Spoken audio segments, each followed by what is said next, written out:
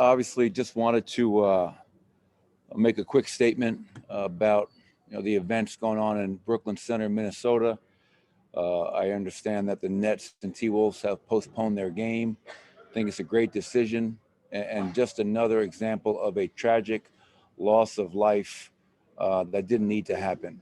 So I can speak for myself, our coaching staff, our players, hoping for peace and no more loss of life out in Minnesota. There's so much going on there right now with the George Floyd trial going on, but hearts, thoughts, prayers are with everybody out there, and obviously on a much bigger scope, we have to find a way for this to stop happening.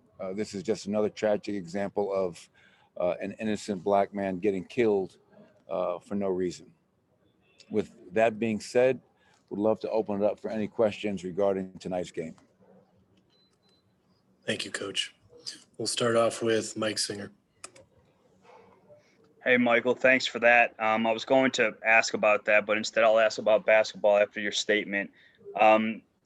You always talk about not wanting to flush games like yesterday. What do you take away from a game like that, and what do you kind of convey to your guys after watching the film? Yeah, I think, Mike, even if we tried to flush it, that probably wouldn't have gone down. So we had to own it. We had to accept it. We had to learn from it. And anytime you allow a team to go on a 31-3 run, we all have to look ourselves in the mirror, starting with myself, our coaching staff, and our players on how we could be a lot better than we were. That game was really, 150 to go in the third quarter. We're up by 14 points. And 5 straight turnovers allow a 14-point lead to go all the way down to 5 points. And then that just carried over, that snowball carried over into the fourth quarter. So we talked about when teams switch, that's all they did. They got a lot more aggressive. They switched, we panicked, we turned the ball over, we missed shots.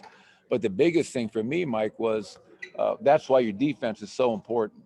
When you go through scoring droughts, when you're not making shots, you have to rely upon your defense to get stops so you can get out and run and attack before they get set. And in the middle of that drought that we had, I thought our defense just fell apart as well. So it was a total collapse on both ends of the floor. The great thing about it is we're 22-8 in our last 30. We're 17-4 in our last 21, 19 games to go. Let's learn from it. Let's be better. And let's start a new streak tonight in Golden State. And that's the best thing about the NBA. As bad as we were for 14 minutes last night, we have another opportunity tonight to get better. Mark Medina. Hi, Michael. Good to see you. I know obviously the game has changed over the years, but I was wondering, what do you make of this stat that there hasn't been a center that has won the MVP award since Shaq did in 2000? And what do you make of the fact that maybe Embiid or Jokic could stop that streak this year? Well, you can see, in the last, I don't know, however many years ago it was, they took the center position off the All-Star ballot. So the center position is going the way of the dodo bird. It's positionless basketball, as everybody likes to talk about. But when I was in Sacramento, I coached an All-Star in DeMarcus Cousins.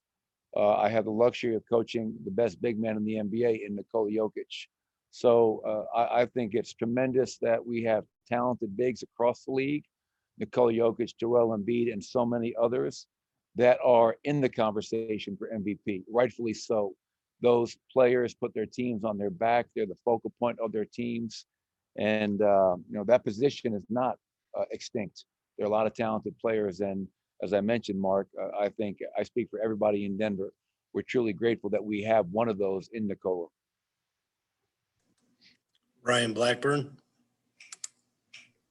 Hey, Mike, I wanted to ask you about Michael Porter Jr. He set a career high with field goal attempts last game with 23. Just in the process of incorporating him this year, you've talked about fitting into his role.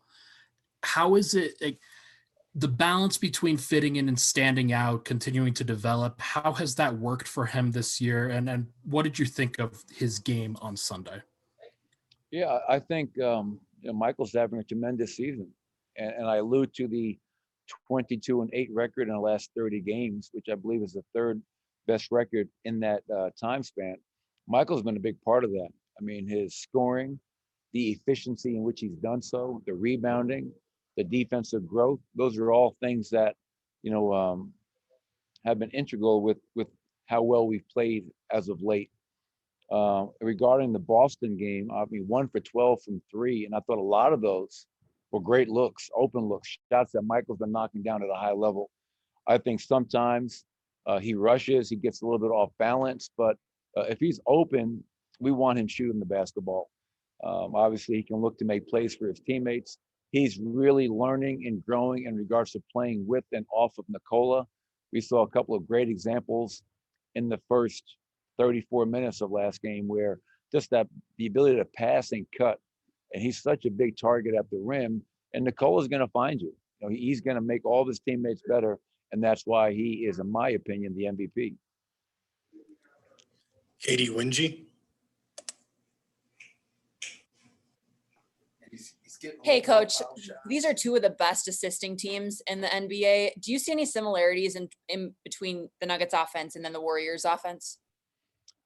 Well, yes, in terms of the unselfishness, the ball movement, and just the philosophy, core philosophy of playing for your teammate and making unselfish plays. I think you can see that in both teams. Little different that their MVP is a point guard, combo guard, whatever you want to call Steph, and our MVP is a center. But we play through Nikola, they play through Steph, but they're fun to watch. They play with tremendous pace. They play faster than we do. They play smaller than we do, but the ball is flying around and they're working to generate great looks. Same thing that we're trying to do on offense. Our goal every time down, Katie, is to generate an uncontested shot. And I think prior to last game against Boston, we only had 23 assists. Prior to that, I think we had close to 20 games in a row with 25 or more, and a bunch of games with 30 or more assists, which is a tremendous number and one that we try to achieve every night. Leonardo Torres. Coach, it's Leonardo Torres from Peru. Hope you're well. Coach, from the loss against the Celtics to this game, what the team needs to improve to win tonight?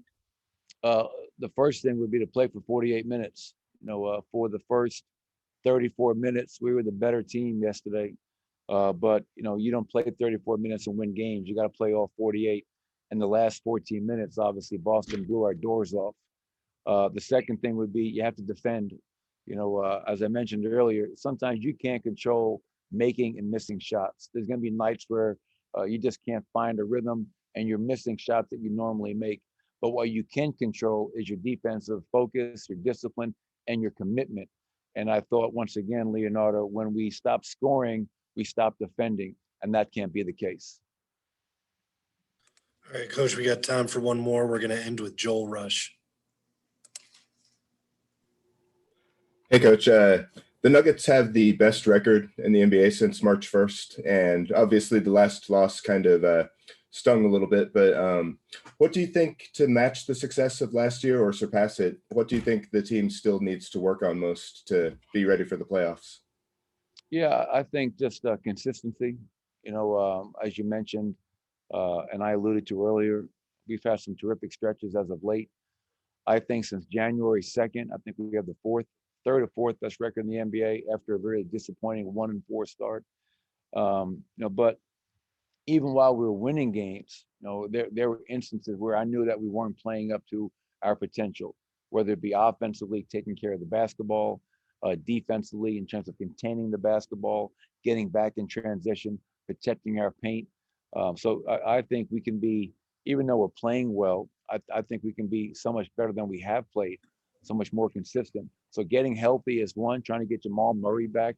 He's such a big part of what we are trying to do, getting him back healthy. And then with these last 19 games, obviously we want to make sure we're staying in that top 4 to have home court advantage. And it's not going to be easy. We have a very tough schedule. Today is our 6th game in 9 days. I think there's a lot of fatigue setting in right now. So we have to find a way to fight through that. And our bench, we got to make sure our bench is coming in every night and helping us And if we have a big lead, sustaining that lead. And if we are struggling a little bit, that bench unit comes in and give us some life, give us some energy. So there's so many things that we can improve upon in these final 19 to try to get ready for the postseason. That'll do it. Thank you, Coach. Yep, thank you.